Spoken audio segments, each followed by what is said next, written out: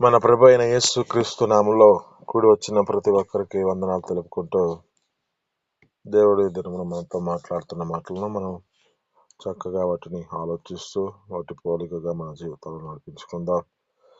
ఈ దినమున మనతో మాట్లాడుతున్న మాటలు ఏమిటంటే, ఇక్కడ జ్ఞాపకం చేసుకుంటే దేవుని యొక్క లేఖనాలను బట్టి చదువుతున్న మాటలను బట్టి యోబు గ్రంథం 12వ అధ్యాయం 8వ వచనం మనం చదువుకున్నామండి.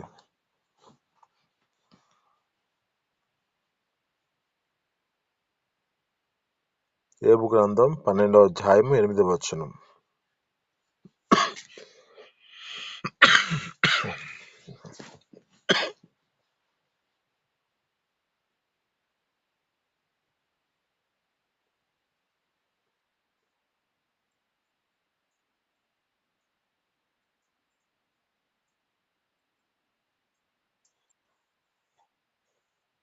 ఆమేన్, హల్లెలూయా. ఇక్కడ మనకు చూపిస్తున్నది ఒక చేప గురించి చూపిస్తున్నాడు. అది మన జీవితాల్లో ఎవరిస్తుంది అంటున్నాడు. ఆయన ఈ ప్రభావములు సృష్టిలో ప్రతి దానిని వాటి యొక్క స్థితులను బట్టి ఒక్కొక్క దానిని సృష్టించిన దేవుడు ఇక్కడ ఈ యొక్క చేపని అడిగితే అది వివరిస్తుంది అంటుంది. ఇది మన జ్ఞాపకం చేసుకుంటున్న మాటలు బట్టి మనము ఒక 4 చేపల గురించి మనం తెలుసుకుందాం. ఆ చేప అనుభవాలను మనం గుర్తు చేసుకుందాం. ఈ మొదటి చేప ఏ స్థితిలో నడిపించబడినదో మనం జ్ఞాపకం చేసుకుంటే, మొదటి చేప దేవుని మాటను వినిన చేప. ఇక్కడ మనకు తెలిసిన మాటలే యోనా గారి గ్రంథంలో మనం జ్ఞాపకం చేసుకుంటే, దేవుడు తన యొక్క చెప్పిన మార్గంలో నడవని యొక్క సేవకుడు నడిపించబడుతున్న పరిస్థితిని బట్టి ఆ యొక్క చేపతో మాట్లాడిన దేవుడు, ఇది పెద్ద చేపగా పోలికగా మనం జ్ఞాపకం చేసుకుంటే, పెద్ద చేప ఈ యొక్క దేవుని మాటను వినిన వ్యక్తిగా కనబడుతుంది. ఆ యొక్క మత్స్యము ఆజ్ఞ ఇయ్యగా అది ఆ యొక్క యోనా గారిని అది మింగింది కనబడుతుంది, కక్కింది కనబడుతుంది. ఇక్కడ మనం గుర్తు చేసుకుంటున్న మాట, దేవుని మాటను వినిన చేప, దేవుని యొక్క మాటల ప్రకారము అది చేసిన చేపగా కనబడుతుంది.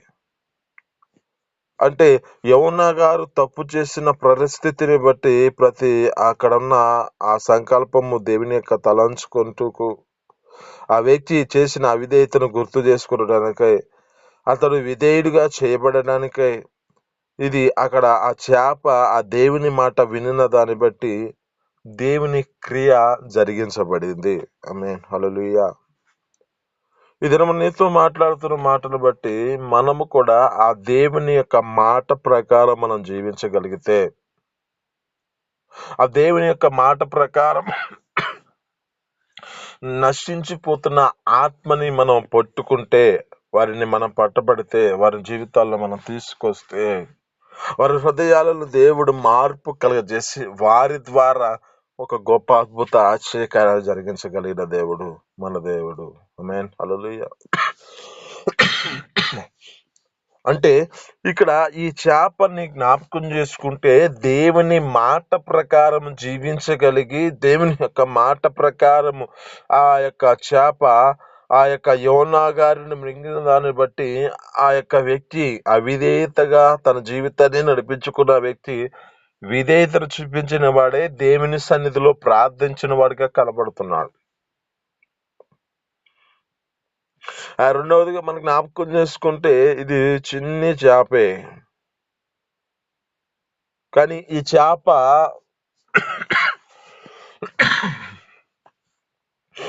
దేవుని యొక్క కోసం, ఆ దేవుని కోసము అతను చేసిన ఆ యొక్క దేవుని యొక్క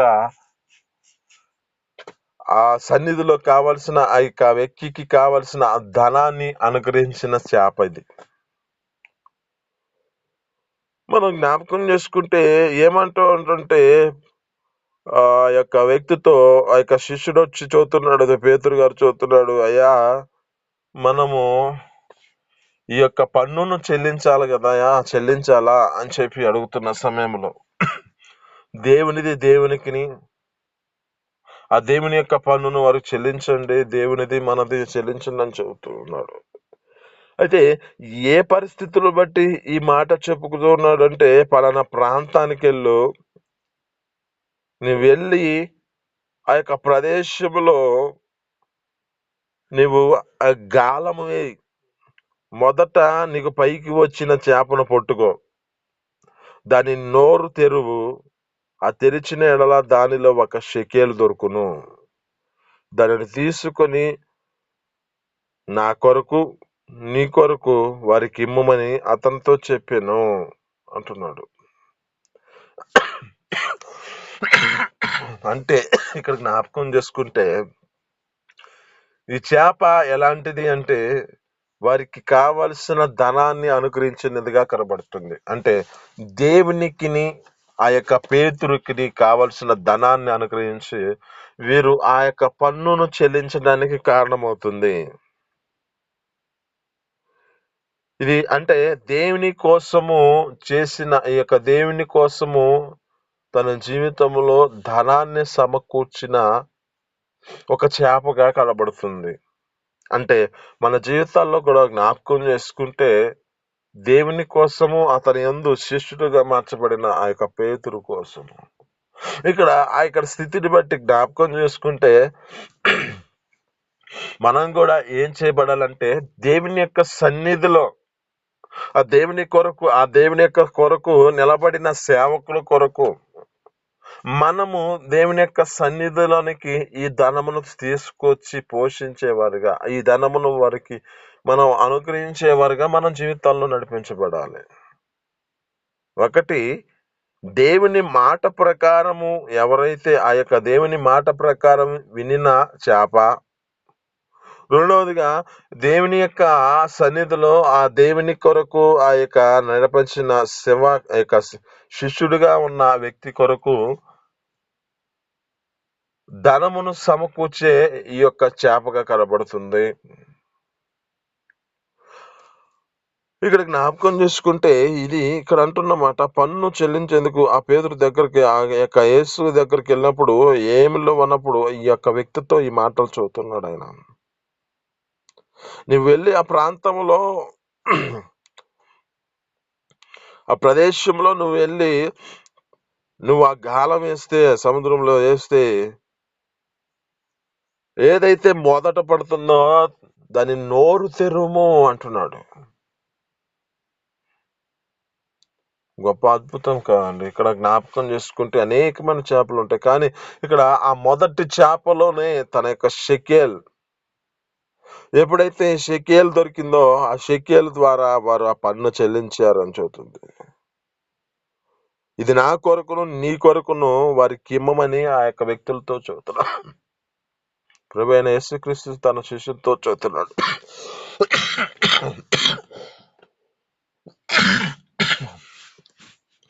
అయితే ఇక్కడ మనం జ్ఞాపకం చేసుకుంటే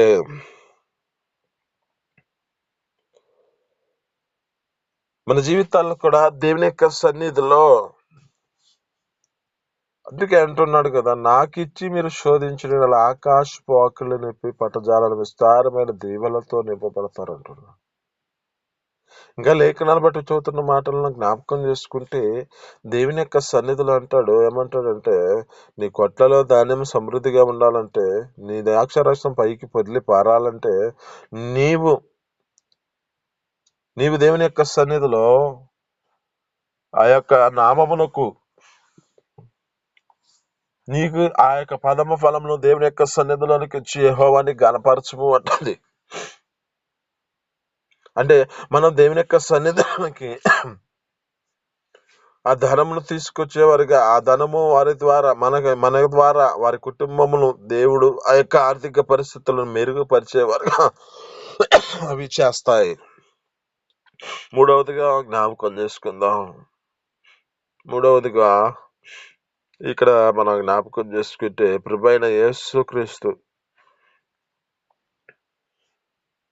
అనేక మందికి దేవుని యొక్క మాటలను ప్రకటన చేస్తున్న పరిస్థితిలో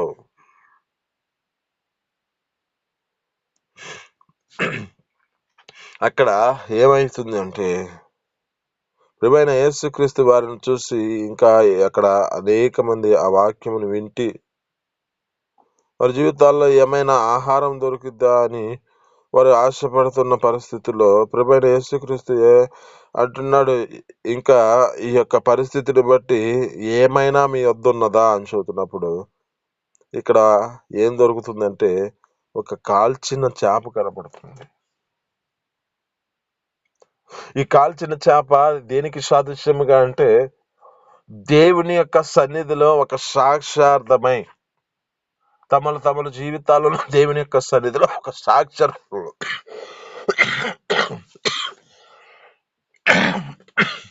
అప్పగించుకున్నదిగా కనబడుతుంది. ఈ కాల్చిన చేప దేవునికి ఏది సాదృశ్యంగా ఉందంటే వారి యొక్క జీవితాలలో అది పోషింపబడటానికై అది ఒక దేవుని యొక్క సన్నిధిలో తనను తాను అప్పగించుకునేదిగా కనబడుతుంది. అంటే ఇది మన జీవితాల్లో ఏ విధంగా కనబడాలంటే మన జీవితాల్లో మనకిచ్చిన ఈ సాక్ష్యాన్ని మనం దేవుని సన్నిధిలో నిలబెట్టుకుంటూ అనేక మందిని దేవుని వైపుకు మలిచేవారుగా, ఈ దేవుని యొక్క వాక్యము ద్వారా అనేక మందిని మనం పోషించేవారుగా మనం మార్చబడాలి. అంటే ఈ మాటల చేత అనేక మంది హృదయాల్లో రక్షింపబడటానికి కారణమవుతుంది.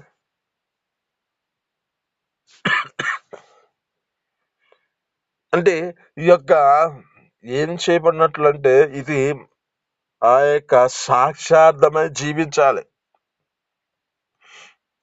ఏమైనా దొరుకుతుందా అంటే, ఎవరైనా నిలబడతారంటే, ఎవరైనా ఏదైనా వీరి కొరకు సిద్ధపరుస్తారా అని ఎప్పుడైనా దేవుడు మనల్ని అడిగినప్పుడు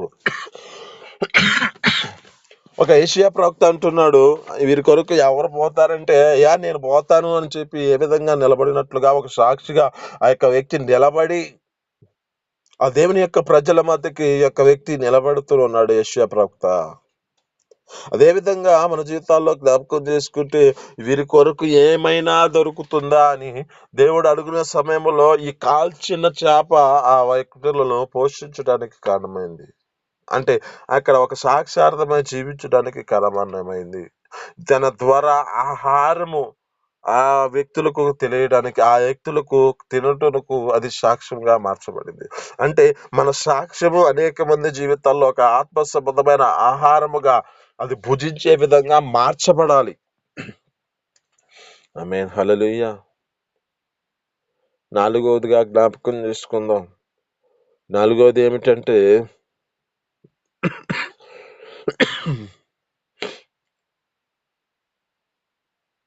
ఇది ఎండి ఉన్న చేప. ఈ చేప ఏం సాదృశ్యం అంటే ఇది దేవునిని ఘనపరిచిన చేపగా కనబడుతుంది.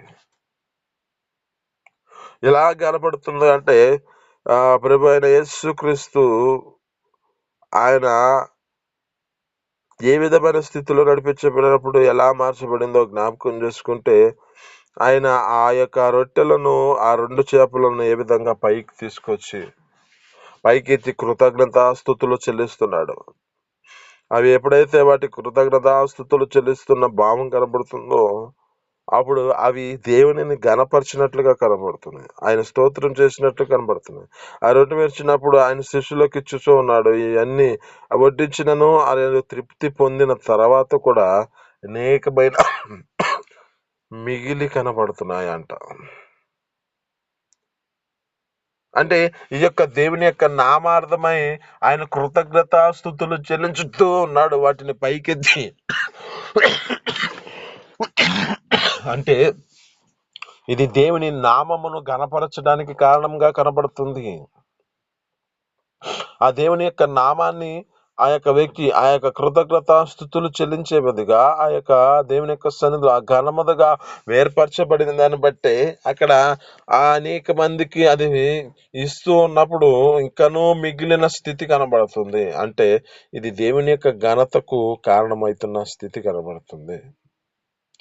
ఒకటి, దేవుని మాటను విన్న చేప కనబడుతుంది. 2, దేవుని కోసము తమ యొక్క జీవితాలలో ధనమును సమకూర్చిన చేపగా కనబడుతుంది. 3, ఇది కాల్చిన చేప దేవుని యొక్క సన్నిధిలో తన జీవితాన్ని సమర్పణతో జీవితాన్ని అప్పగించుకున్న చేపగా, సాక్షార్థమై జీవించిన చేపగా కనబడుతుంది.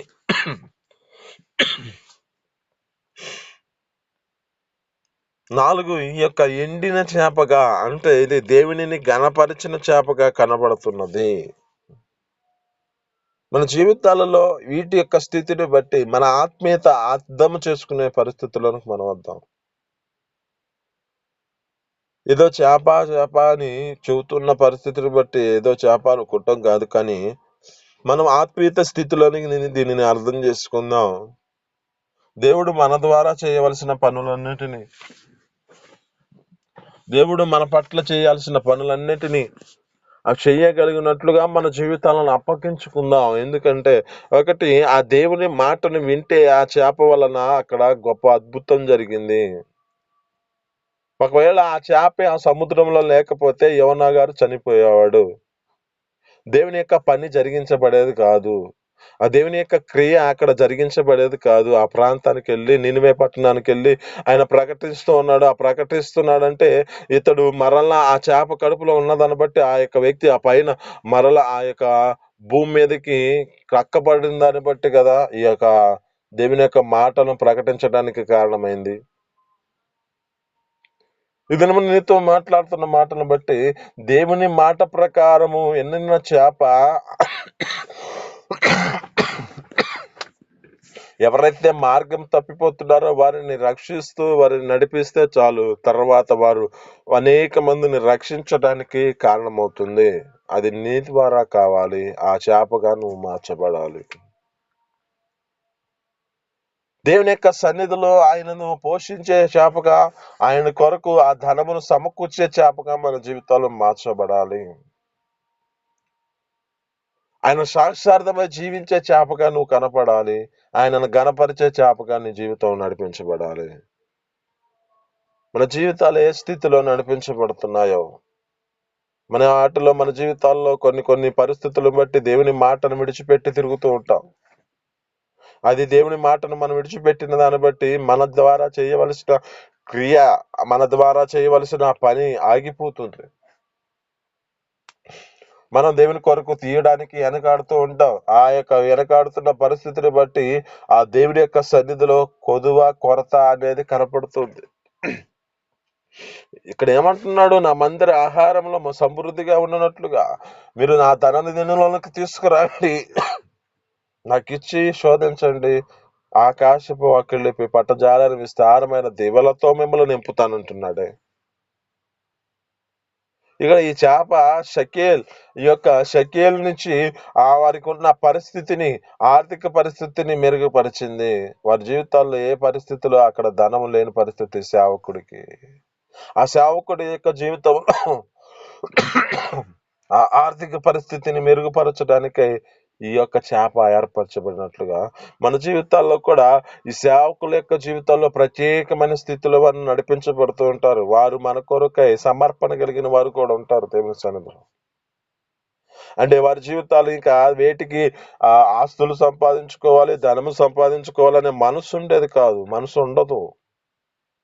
వారు దేవుని కొరకు వైరాగ్యం కలిగి దేవుని కోసం ఎంతగానో వారి జీవితాలను ఖర్చు చేసుకుంటూ ఉంటారు. తగినది పరిస్థితి తీసుకొచ్చి దేవుని యొక్క మందిరంలోనే తీసుకొచ్చి ఏది కొరతగా ఉందా, ఏది కొదువుగా ఉందా వాటన్నిటికీ వీరు ఖర్చు పెడుతూ ఉంటారు. అలాంటి వాటికి మన దేవుని యొక్క సన్నిధిలో ఇస్తే మన జీవితాలను బట్టి దేవుడు మన జీవితాల్లో కూడా గొప్ప అద్భుత ఆశ్చర్యకరం జరిగించగలిగిన దేవుడు. కానీ కొన్ని మంది దాని జీవితాల్లో దేవుని కొరకు దేవుని యొక్క సన్నిధిలో ఇవ్వడానికి వెనుక తీస్తూ ఉంటారు. ఇంకా లేఖనాన్ని బట్టి మనం చదువుకుంటే ఏమంటుందంటే మలాకీ గ్రంథం 3వ అధ్యాయము 9, 8 వచనాల్లో ఉంటది అనుకుంటా. చూస్తే అక్కడ అంటాడు, మానవుడు దేవుని యొద్ద దొంగిలించునా అంటే మీరు దొంగిలిస్తూనే ఉన్నారు అంటున్నాడు. మనం అంటున్నామంట, దేని విషయంలో మేము దొంగిలించమయ్యా అంటుంటే, మీరు నాకు 10వ భాగం ప్రతిష్టార్పణ ఇయ్యకే మీరు దొంగలిస్తరి అంటున్నాడు. ఇందువల్ల మీరు ఇప్పుడు శాపగ్రస్తులై ఉన్నారు అంటున్నాడు.